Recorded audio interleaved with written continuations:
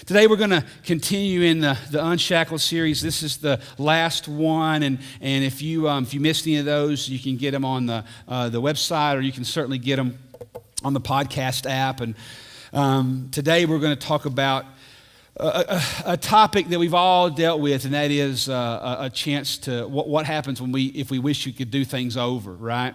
When I was a kid, I saw this picture on the internet the other day, and it reminded me of just playing in the backyard. And I don't know what your experience was like on your street. My street, it was mostly boys for some reason, but my son Tucker, my youngest son, man, he's got it made. Like there's 3 or 4 families that have a bunch of kids. It is not uncommon for me to come home and have to negotiate 8 or 10 bicycles in the driveway. I love it, man. It's awesome. They're always going to be at one of 3 houses, and they play all the time. And I look at them playing games, all these boys and girls, and I don't know what it was like for you, but for me, when we were playing wiffle ball or football or tag or anything, you know, if things weren't going the way you wanted it to go, you had an option.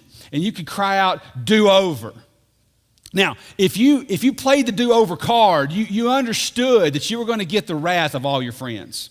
All right, they're coming for you because they got you out, or they tagged you out, or they caught the wiffle ball, or there was something. But if you had good debate skills, all right, if you had good debate skills, you could talk your way into another batting opportunity. All right, it was rare, and I had good debate skills, so I could negotiate in. It was a bad pitch, I wasn't ready, or anything like that. We would cry do over, and do over was awesome, but there was always a risk involved. It would be all the way even from them just quitting the game or to an all-out fist fight, depending on who was playing that day. Right? If Wade and Kelly Anderson were playing, you might actually get hit. All right, because you had to suck it up. So do-overs were great. And the problem with do-overs, though, is that as we get older, we know that in life, well, don't you wish you had do-overs?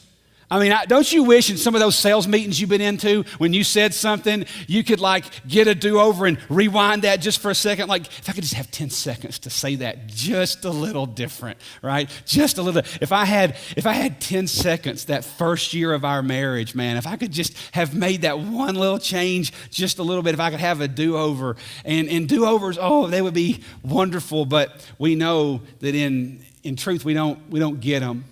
So once we've done something, that's what we're going to talk about today, dealing with what you've done. Dealing with what you've done. Today we're going to talk about the fact of once you've done something, now what do you do? Because we know that you don't get a do-over. We know that you don't get a do-over. And today I'm going to read you a story about a lady who, she didn't get a do-over, but it's a very ugly story that has a very beautiful ending. And it's a tough thing. We're going to talk about dealing with what you've done. I want you to turn to John chapter 8. If you have a Bible, we'll kind of start in the middle, and you can find Matthew, Mark, Luke, and then you'll find John. John chapter 8. It's the story of the woman caught in adultery. And it's a very familiar story for those of you that have gone to church for a long time, and we're going to read it. John chapter 8. We're going to start in verse 1. So the Bible says that Jesus went to the Mount of Olives early in the morning. He came again into the temple. So he goes into, so think of it like church. He goes into church, if you will, and all the people were coming to him, and he sat down and he began to teach them. Verse 3, the scribes and the Pharisees brought a woman caught in adultery. Now, scribes and Pharisees, I want you to think of them, for lack of a better term, think of the religious elite, the religious coaches, the theologians of the day, if we'll make that kind of easy in a roundabout way. The scribes and the Pharisees brought a woman literally caught in adultery, and they sat her in the center of the court. So imagine I'm preaching this sermon, right? Imagine I'm preaching this sermon, and the religious elite literally catch this woman in adultery, and they bring her sinner right there in front of everybody, and that's exactly kind of what was happening. Jesus was teaching. And they said to him in verse 4, "Teacher, this woman has been caught in adultery in the very act. Now the law of Moses commanded us to stone her, literally kill her, execute her. But what do you say?" Now see, that's a trap right there. That's a trap, because if he sides with the law of Moses, well, he's been preaching forgiveness and mercy the whole time he's been walking around. So all of a sudden, well, wait, you're not the forgiver, the redeemer that you said you were? And if he forgives her and redeems her, he goes against the very spiritual law of Moses. So he really can't win. And they know that. They know it. So verse 6 says, as they were saying this, testing him so they might have grounds to accuse him. So see, it was never about her. They didn't like Jesus. So Jesus stooped down and with his finger he wrote on the ground. Man, wouldn't you like to know what he wrote? Oh, God, I would give anything to know what he wrote. Verse 7, but they wouldn't give up. They persisted and they asked him, and he straightened up and he said to them, he who is without sin among you, let him be the first to throw the stone. Well, see, now it's reversed. Now what are you going to do? And again, he stooped down and he wrote on the ground.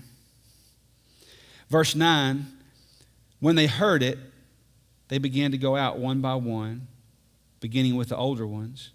And he was left alone, and the woman where she was in the center of the court. So it's just, there's a crowd around, but it's just them two standing there. And straightening up, Jesus says to her in verse 10, woman, where are they? Did no one condemn you? And she said, no one, Lord. And Jesus said, I do not condemn you either. Go, and from now on, sin no more. And Jesus again, he spoke to, now the crowd's still around, and he says, I am the light of the world, and he who follows me will not walk in the darkness, but will have the light of life. Now this story has a lot of layers. It has a lot of things, but we're not going to talk about a messianic model of forgiveness, and that's there. I mean, there's definite things that Jesus did there, and it works against the Jewish teaching and how he's writing all that. But we're not going to really deal with that. It's really a simple story. It's a simple story of a man and a woman who weren't married to each other. They were caught in bed together. And now they've got to deal with it. It's interesting, though, that they drug her. I mean, you know, what about him? Right? That's a whole other sermon, I suppose. But he's nowhere to be found. And we know that sin, when you look at what she's done, it's a bad thing. Sin is equal in the eyes of God. We know that. I mean, any sin we commit, no matter how small or how large, the way God looks at it, it's impurity in us, so therefore it has to be dealt with. So yes, all sin is equal in the ultimate effect, but we all know that sin isn't equal in the ramifications. There's different ramifications for sexual sin. There's different ramifications for money sin. There's different ramifications for greed. But sin is sin, but the outcome, the way it plays out is very hard, and it's always different. And what I want to focus on this morning for just a second is I want to focus on Jesus' reflex. He has a reflex right there. They're trying to trip him up, and they're really trying to make a spectacle of him, and they're using this poor lady to do it. I mean, she's obviously done something wrong, but now she's just a pawn in their game. And so Jesus has this immediate reflex, and he says something, and he defends her. And that's what I want you to know. No matter what you've done, when it comes to dealing with what you've done, no matter what you've done, you have a defender. Did you hear me? No matter what you've done, you have a defender. Now, Jesus didn't make light of it. He didn't say, oh, it's okay, just forget about it. No. In fact, he told her something different. He said, go and sin no more. Stop it. Stop it. Don't do this anymore. But he freed the lady. He wasn't making light of it. But here's the irony of the story, if you ask me. I mean, it wasn't like Jesus was just outside those doors teaching. They had to go find this woman, so which tells us they probably knew something was going on. They set up a trap. They caught her. They knew something was happening between her and this man. So they get her in the act because the law required that they had to have concrete proof. Because we're talking about murder here. You're going, or not murder. You're talking about execution. So to execute somebody, to send them to the electric chair, to send them to the ultimate punishment, they had to have concrete proof. So therefore, they knew that she was up to something. They find this couple, and so they walk her to Jesus. And you know that she's sitting there going, I'm going to my death. I mean, they didn't have tribunals. They're going to pick up rocks right there, and they're going to hold them, and they're going to beat her head in until she dies. So she's walking to what she thinks is an execution. And in fact, they bring her to the only man that can forgive her. Isn't that amazing? They bring her to the only one that can restore her. They bring her to the only one. Can you imagine what those guys thought? When Jesus turns it around and says, sure, do it. If you can. And I mean, the mind-boggling aspect of what she must have felt, knowing they're going to kill me. And yet she walks away as a redeemed person. You know, in all this time, as we've gone through this Unshackled series, we've had several stories, people sharing stories of God just doing monumental things in their lives. And my goal with sharing these stories and letting you hear these testimonies is I want you to see healthy and happy and whole and righteous people who have these backstories. Because when you hear the backstory and when you see what God has done, then you get a chance to see that you're not by yourself.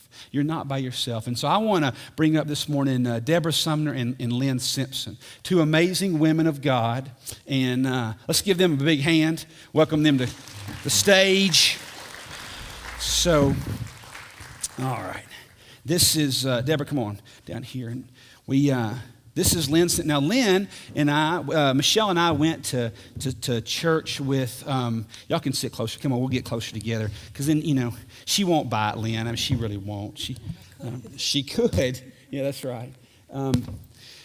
So this story is a little different today. Man, the power of God was so strong in first service as they told their story.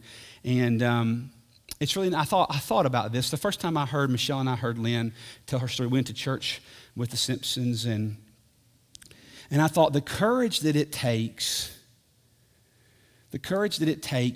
for women to share stories of this magnitude among evangelical churches, well, it's not easy.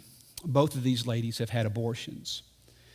And to stand up in front of evangelicals, especially Southern Baptists who rightly so spend millions of dollars a year on pro-life movements, and we should.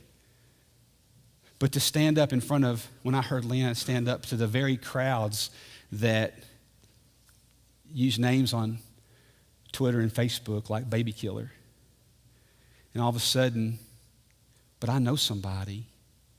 Boy, it makes it different when you know people who've walked those paths. And that was a long time ago. And I wanted them to, so Deborah, let me get my Bible. Deborah comes to me a few weeks ago, and after one of our Sundays here, and she says, there's 8 people on the planet that know what I'm about to tell you. So this is Deborah's first time second. To tell the story. And so I wanted you to see this amazing story, and I think you're going to love it. Like most stories, Lynn, we'll start with you. There was a season of life, that was a long time ago, but there was a season of life where it just seemed like you had no way out. Tell them a little bit about kind of how that whole thing transpired. Well, I was born in a small town in Alabama, grew up there. My mom was a homemaker. My dad had a business in town, and 5,000 people, he knew everybody. One elementary school, one high school, I knew most of the kids in town. We went to church. My dad took us every Sunday to Sunday school and church, so I grew up in the church, and I knew about God. I can't really say I had a personal relationship with Jesus, but I did know about God, and I did know that there were commandments and there were rules, and one of those rules was, no sex before marriage. I was a rule follower. I'd always been a good student, never got into trouble. So I promised God, that I would not have sex before I got married, that my husband would be the first man that I ever had sex with. And I made the promise with all good intentions, but I also made that promise with a total lack of understanding of why God had that rule, that it was his love for me and his goodness that is the reason that he made that rule. It was not to keep me from having fun or any of those things. It was for my own benefit, but I didn't understand that. So very early on, I found that I was pregnant. I was in college at that point and found out that I was pregnant. And I thought, well, we'll get married. I love him. He loves me. That's what people do when this kind of thing happens. They get married. But he really wasn't ready to get married. And he had valid reasons. And he suggested that I have an abortion. I really didn't know anything about abortion. I knew it was legal, but I could never remember it being mentioned in church. I could never remember us discussing it at home. But I knew it was something that I could do. But there was something inside me that kept saying, no, no. And so I stalled, but you can only stall for so long. And eventually I began to justify. I said, well, it's our leaders, we're a nation under God. Our leaders are smart people. They know a lot more about what God wants and what God believes than I do. And they would never make a law allowing me to do something like that if it were really wrong. And so in the end, I had the abortion. I don't really remember. It's been a long time, and I don't remember a lot about that day. But I do remember being dropped off there and sitting in this room with all these chairs lined up around the wall and not really looking at anybody. Nobody really wanted to make eye contact. We were all in there together, but we were all alone. And I remember there was one young woman in the waiting room who began sobbing, but eventually she was hysterical and she was screaming, I don't want to kill my baby. Don't make me kill my baby. And I remember being in the procedure room on the table, and I remember watching the nurse put the IV in my arm. I'd never had an IV before, and I was watching her, and I thought, is that going to leave a scar, or is it going to make a bruise? Is my mom going to see that and wonder what happened to me? And in that moment, that fear was born in me that I would carry for years of what would people think if they knew. And then I remember during the procedure, the doctor looked at me and he said, I don't understand how you girls get yourselves in this situation. And then after it was over, I was in the room alone, and whatever I might have thought about abortion before or what I was doing or however I might have justified it, I knew in the moment that it was done, that it was wrong. There was a stillness in that room. If you've ever been in a room where someone's just died, that was what that room felt like. But after that day, or that weekend, he and I never talked about it again. And I thought, problem solved, right? I can move on with my life. It's time to move on. But I couldn't. I kept thinking about that day and thinking about what had happened and what I had done. And I understand now something I didn't understand then. When a woman, and I guess maybe especially a woman who is a Christian, when a woman like that decides to have an abortion, there's a conflict within her. Her mind is saying you can do this, but her body, her spirit knows that it's wrong, and her spirit, that was that voice that I kept hearing, no, don't do this.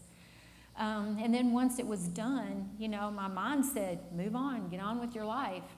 But, that spirit wanted to grieve. That spirit knew and understood the gravity of what I had done, and it wanted to grieve. And so I had this battle inside me. And after about 6 months, after I had cried every day and thought about this every day and beat myself up every day, I was with my best friend. And I began to tell her, I had not told anyone else, I began to tell her what I had done. And she put her arms around me and she held me while I cried. And I asked her, I said, do you think that my baby is in heaven? And she said, yes, I know your baby is in heaven. And I told God, of course, he already knew what I had done, but I confessed it to him and I asked him to please forgive me. And in that moment, that was when I finally had some peace in my spirit, and I was able to kind of continue on with my life. You carry secrets for a long time, and that's what shame does. Shame tells us that we can't talk about it. If they only knew, they would never love me. They would never like me. They would never let me back in church. Both of these women came from church backgrounds, and shame is a brutal thing. Just like that woman we read with Jesus, there was shame there. Some historians think that probably wasn't the first time that had happened. She was promiscuous, and shame makes you do things and say things and keep secrets. And Deborah, you kept yours for a long time too. 32 years. 32 years, yeah. So my story is a lot like Lynn's, but I grew up in a small town, and my daddy died when I was 3 months old. So my mom raised me and 2 sisters and a brother that are all older than I am by herself. And she always kind of kidded around that my dad was around when they were little, but I was all hers. And if I, went off the rails or did something bad, it was all on her. And it was a joke, but she always had that. And so that was kind of in the back of my mind. And so I went off to college, and I was going to be the first person in my family, extended family as well, to graduate with a 4-year degree. So I was very proud of myself. And junior year of college, I was just the thing. I was fabulous. And I had a theater scholarship is how I paid for school, and I had the lead in the play that semester, and I had a lot of attention, and pride comes before the fall. So there were a lot of mistakes, and then the cover-up happens because you start lying to cover up, and people believe lies, and I had a theater background, so I could lie really well. And the boy told 2 of our professors, one of which had prayed with me before. We had shared a lot of our faith, and those 2 professors took me in and said, "You really don't have a choice here. You're going to ruin your life." And so one of them made the appointment, and it was illegal in Georgia.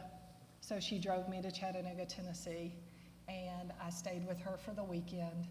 And then I went home and put on a smiley face and hoped nobody could see this horror that I had done.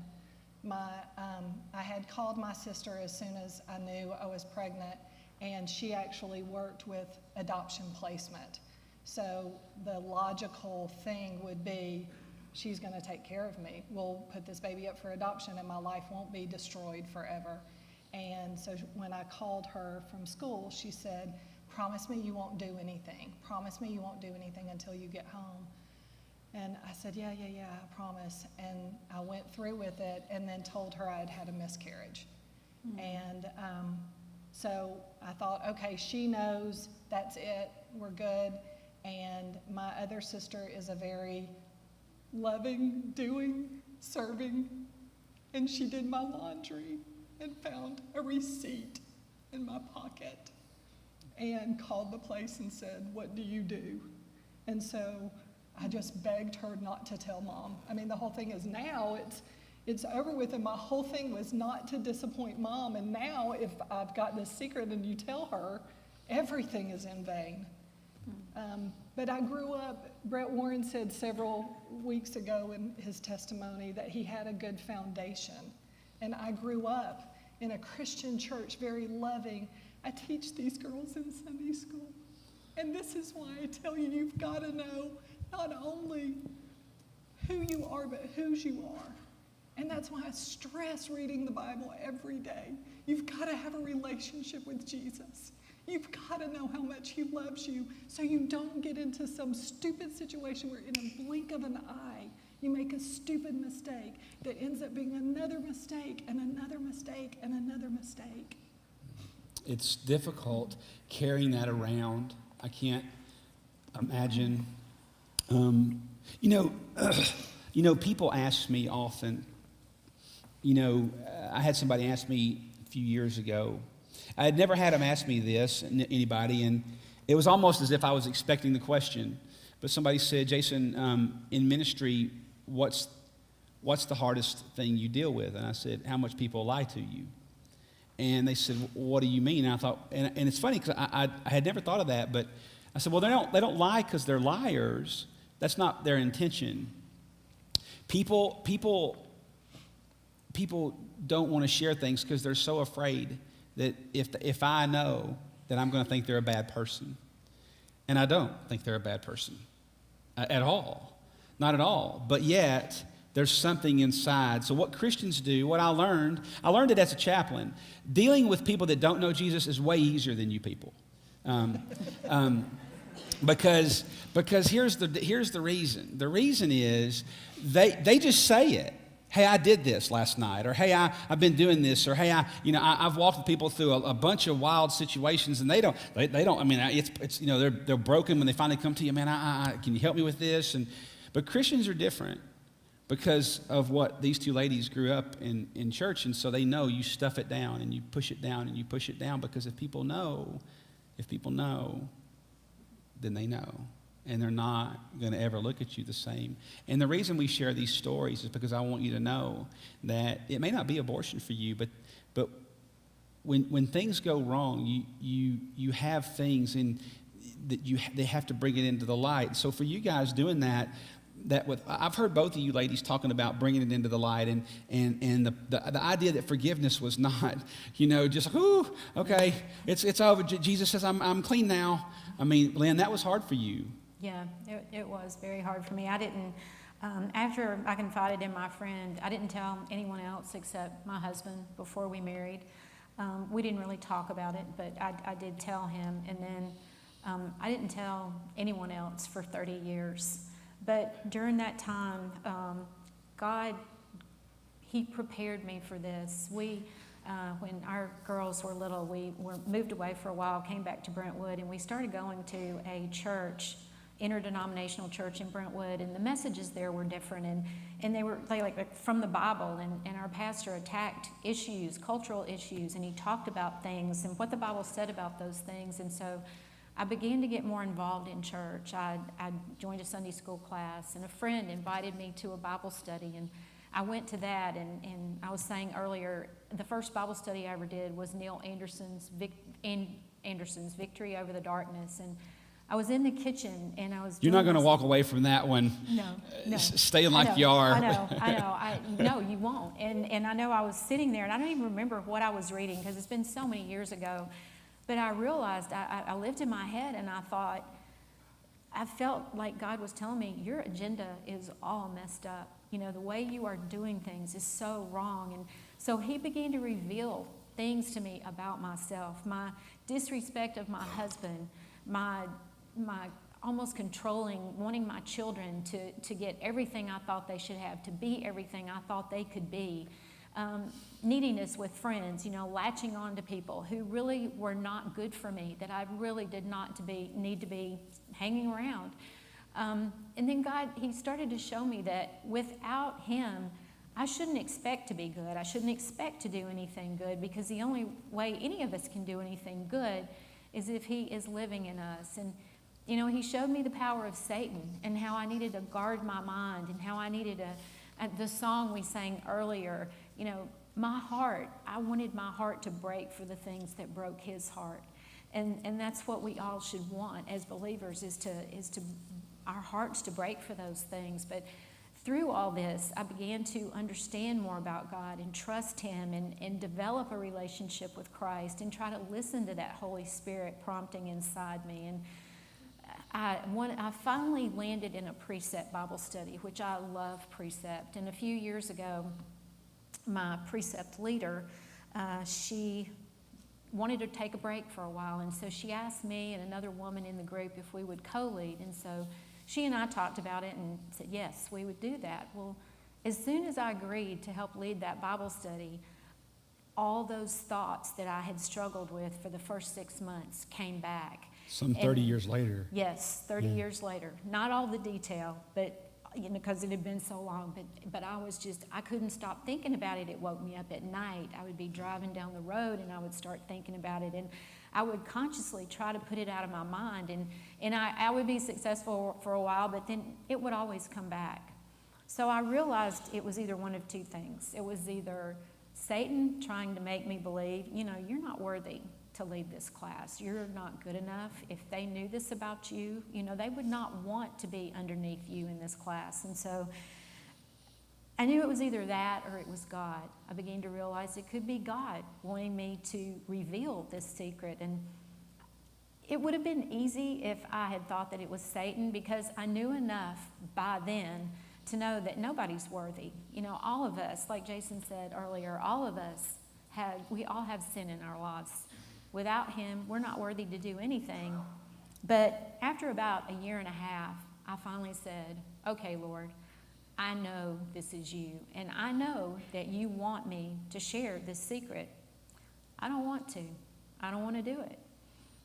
And I didn't. We were very active in church. Tony was an elder. I was a leader in this Bible study group. I had heard women in my Bible study group talk about baby killers. I was a baby killer. But I told the Lord, I said, if you will make it clear to me, like in concrete ways that I can't misunderstand, I'll do it. And over the next few months, there were 6 different things that happened to me, and I won't go into them now, but I wrote them all down because I wanted to be able someday to go back and see those things. But he made it very evident to me that that's what he wanted me to do. I told Tony, he's always been wonderful about this. He was supportive. We met with Darren, our pastor, and I remember saying to Darren, my pride got me into this situation in the first place, and I don't want my pride to keep me from doing what I know God wants me to do. And I remember Darren looked at me and he said, humiliation is the boot camp for humility. And it is. It's in order to be honest with God and with other people, you have to reveal those things, or at least I believe that you do. So I began to share. I told my daughters first. I fully expected, you hypocrite, but, they were great. They did not do anything like that. They were wonderful. So gradually I began to share more and more and more. And I realized that there had always been a wall between me and other people. And that when I let go of that secret, that wall came down, because now they knew the worst thing about me. And if they were still my friend, then they were truly my friend. And I experienced so much freedom with that. I knew before that I was forgiven, but being able to talk about it gave me that freedom that, now I know I'm being obedient to God, and it really doesn't matter to me anymore what people think about me or what I've done. There's a line, I'm thinking of it, an old Stephen Curtis Chapman song back in the 90s, and it says, if the walls could speak of the times I've been weak when everybody thought I was strong, could I show my face if it weren't for the grace of the one who's known the truth all along? Mm-hmm. And if the walls could speak, they would say, the only good in me is Jesus. And Miracle of Mercy, I think is the name of the song. And it's very true. It's hard to understand that God can forgive you. He says he will, but it's different. And it was different for you too, Deborah. I know that I've heard you mention the night we sat over here one day after church, and her and Bert and I talked about it, and Luke, and we were sitting there talking, and you said that forgiveness really kind of finally came to the forefront when you got a really good counselor. Yes. That brought you to that point. Yes. I knew that even like the more, you don't know things when you're going through them at the time, but I've seen now, looking back, that God was always pursuing. And I tell these girls that he's a gentleman. He doesn't force himself on you. He doesn't take you where you don't want to go. He pursues you, and you have to accept him, but he won't force himself on you. And when I've got my first big job, I was a pharmaceutical rep, and I had applied for the job in Tampa, Florida. And I was excited, moved to the beach, and so they called me and said, we have a position in Chattanooga, Tennessee. And I said, no, I applied for Tampa. And they said, do you not want a river, it? an ocean. Yeah. Do you want it or not? It's in Chattanooga. So I moved to Chattanooga, and my apartment was 1 mile from that clinic, and I drove by that every day. And I thought, how cruel of you, God. But he was just trying to show me, if you'll deal with this and if you'll accept my forgiveness, I don't care about how comfortable you are. I care about a relationship with you. So, Bert has been amazing. We met in Chattanooga. We moved back to Nashville area and got married and moved back, had 2 kids and a house and great jobs and and all I could think of is, God, why would you bless me? I mean, I get Bert has a little bit and he deserves some things, but really, remember what I did? I mean, why would you bless me? And so 14 years ago, we had a surprise pregnancy and wasn't expecting it, and all I could think of is, oh, look how much God loves me. This is the baby that is showing me how much he loves me. And, he tells us he'll restore what the locusts have eaten. And so I really thought this was that gift. And not long after we found out I was pregnant, my mom was diagnosed with cancer and died shortly thereafter. And 5 weeks after she died, the baby died. So we were at 19 and a half weeks gestation. We had to go through labor and delivery. And we delivered a perfect little baby girl we named Olivia Elise. And she had 10 fingers and 10 toes and was perfectly formed, 9 inches long, less than a pound. But she had a little tear in her stomach called gastroschisis, and that prevented her from living. So then I knew God hated me. He hated me to take this baby. And so Bert was just desperate to get, I was gone. I was a basket case. We ate out every night for 6 months. I did nothing. I don't know how Heather Hood did my laundry. I don't know, everything. So he got me into a good Christian counselor. And the first time I met with her, she deals in the loss of babies, children. And so I told her all about Olivia, and she said, but that's not the baby we're here to talk about, is it? It's like, what? And she said, God told me your story is much bigger than this. And so She didn't even know. She didn't know. Wow. So we started working on that, and weeks and weeks and weeks. And so finally she said, oh, I get it. All that pain and suffering that Jesus went through, all that blood he shed, that's not enough for you. That's good for all those other sins, but yeah, that's not good enough for you. You need more. You need more than God's only son.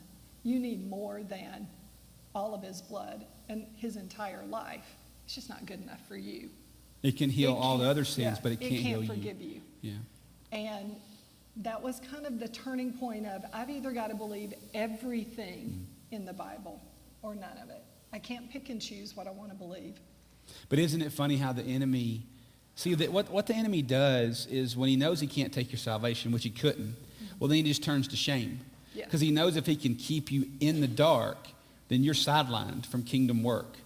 And so as long as he can keep you there, if you'll believe the lie, then you'll believe it and you'll take it in. Yes. Yeah.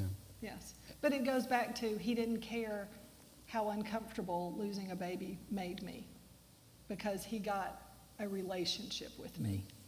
And sometimes we don't get that. I think, part of my motive too in letting you guys hear these amazing women tell their story, I was thinking about Deborah here. Deborah's on our personnel committee, does great work with us in those meetings and helping take care of all of our ministers. And I was thinking about her teaching these senior high girls, and I'm like, who else in the world would you want teaching your daughters than somebody who has walked these kind of roads and can tell you with wisdom how things are going to play out if you don't listen? I mean, the qualifications, you're so qualified, but the enemy tells you you're not. Well, the first thing I said to you is, what if they kick me out and won't let me teach these girls? Yeah. You know, it's like they could stop coming. They could, their mamas could say, you know what, let's stay away from that lady. You know, there could be a lot of things. That's right. And it's difficult to share your story. And I want you to see that if you'll bring it into the light, God can use you when you choose to. Lynn works with crisis pregnancy. You work with restoring women to that. And tell them about the Bible study that you're starting for that, I think, which is wicked cool. Another volunteer at the Pregnancy Center and I are going to start a Bible study. It's called Set Free. I know one of the things that Darren, our pastor, said to me when we met with him was abortion is an isolating but not an isolated issue. And, you know, statistics show that between 25 and 30% of American women will have at least one abortion by the age of 45. And for every woman, there's a man. And I know from my own experience that the healing, you know, James says, confess your sins to one another and pray for one another so that you may be healed. And there's so much truth in that, because as I began to talk about my experience and what had happened to me, I felt that healing and I felt that freedom. I knew I was forgiven, but that gave me that freedom. And I want to reach out to other women who are in the same situation that Deborah and I are in, who may not have had any opportunity to talk about this to anyone. And I know it's never too late. I told a story earlier at our church I shared a few years ago, and after the service, one of the women in our congregation walked up to me and said, I have to tell you my story. And so about a week later, we sat in her kitchen, and I listened to her tell me her story. At 15, she left home and married. By the time she was 19, she had 2 little girls.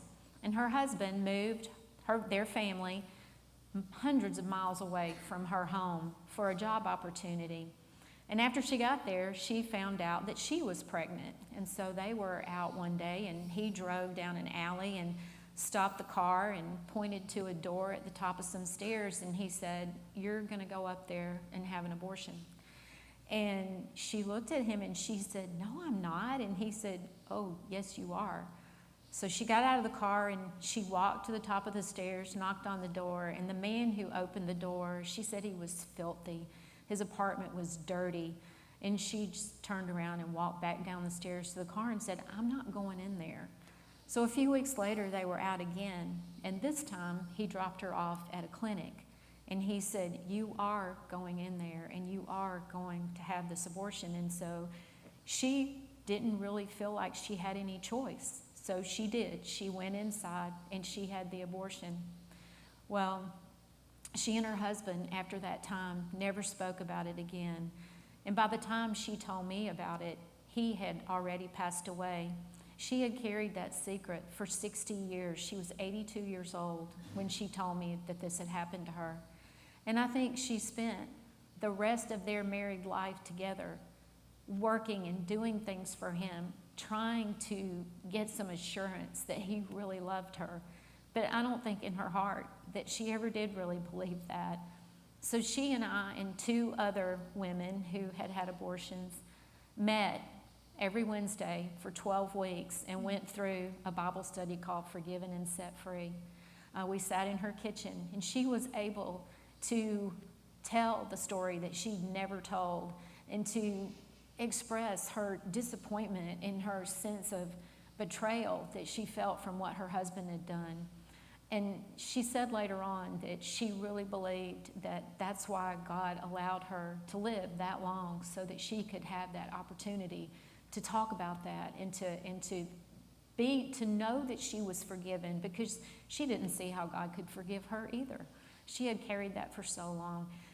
And not only could she understand that God can forgive that and God does forgive that, but she could forgive her husband for what he had done to her. And so that is my heart. I want to work with women like that so that they can tear down those walls and they can be free, and they don't have to walk around thinking, what if they knew? What if they knew? I want you to, if you still have your Bibles, there's one thing I left out on purpose. I want you to go back to John 8. And I want you to see something. John 8, I want to say something to you that I heard Rick Warren say many years ago, probably 20 years ago. If you don't know who he is, he's pastor of Saddleback Church in California. And I heard him through tears. This guy's pastoring a church, you know, I think their Sunday morning attendance is like 20,000. So my whole hometown goes to church together, basically. It's kind of the same. You know, that's about what was in my hometown. And I remember I was listening to one of his sermons. I was in seminary, and he was talking about shame and pain and brokenness. And he said, and he began to cry. And he said, you know, what breaks my heart the most is that some of you have these amazing redemption stories and you won't tell it. You won't tell it. Divorce, bankruptcy, brokenness, abortions, child abuse, you were abused. He said, and my heart breaks because if you could ever learn to step into the light, what God would do through you would literally blow your mind. He would use, how do you think AA got started? Just keep going on and on and on. All these amazing ministries that have touched millions of lives came because one person finally said, enough already. I'm going to step into the light. And when Jesus says in verse 12, Jesus again spoke to them and he said, I am the light of the world. He who follows me will not walk in darkness, but will have the light of life. And what I want to say to you, and the reason we share these stories like this, you know, you see two women who are serving God, who found a way to push through all that stuff and say it. And I wrote it down to say it this way, that freedom comes from the footpath you choose. Now, Jesus uses two words right there. Notice in that verse 12, he uses the word follow and he uses the word walk. Those are action words, right? Those are putting steps, one foot in front of the other kind of words, right? Freedom comes from the footpath you choose. And it's fascinating to me, when I looked into the language on that word darkness, this is gonna get you. Well, pay attention to this. That word darkness in the root word means spiritual obscurity of the blocking kind. Think about an eclipse. Think about a dense fog. You ever seen the sun through a dense fog? You can barely see it, right? So when you walk in darkness and when shame, no matter what you've done, for some of you, abortion's the farthest thing from you, but there's things you've done that you don't want anybody to know. And so when you walk in the darkness, and that's the footpath you choose, then literally it's spiritual obscurity of the blocking kind. And Jesus said that you're a city on a hill. The light can't be hidden unless you choose it to be. Right? Unless you choose it to be. And so when you look at what Jesus says, if you'll follow me, you won't walk in darkness, but you'll have what? The light of life. In order for you to experience life, you've got to come out from the dark. You've got to come out from the dark. You've got to choose, and that's what these two ladies did. And my goal in asking them to share their story was really simple. No matter what you've done, I want you to see two people who are saints of God, women of God, serving God effectively, that are living, walking proof that there's nothing that the blood of Jesus can't overcome. There's no story he can't. Now, notice what Jesus said to the woman. Stop. Stop living this kind of life. Go and sin no more. You can walk in the light. And if you'll choose to do that, and that's what this whole Unshackled series has been about. So today, I want to share with you a link. You've heard us mention it a few times. Clearview.org/help-me. I don't see that goes to one of our pastors. And if you have something, no matter what it is, that you just finally, it all started when they told somebody. When they finally told somebody, clearview.org/help-me. If you'll go to that link, you can submit a request, and one of our pastors will be in touch with you really quick, and we will help you start getting that into the light. I want you to know that you know what God is doing at Clearview is a redemption story, and it never quits. And I'm so proud. Listen, for these two women to stand in front of evangelicals like us that are pro-life, and we shout pro-life, we march pro-life, we do, and we should. We absolutely should. But it takes an amazing amount of stamina and trust in the Lord to trust you with their story. And I think let's show them how proud we are of them. We're so proud of you ladies. So.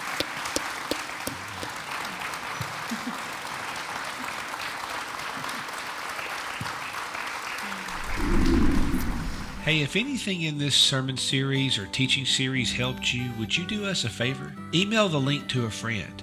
Post it on Facebook. Tweet it out. I'm telling you, you'd be surprised at how often God can use you to reach somebody in a similar situation that just needs an injection of truth or encouragement or hope to move them further down the road in their walk with God. And always know, if you need us, you can go to clearview.org and contact us, and somebody will be in touch.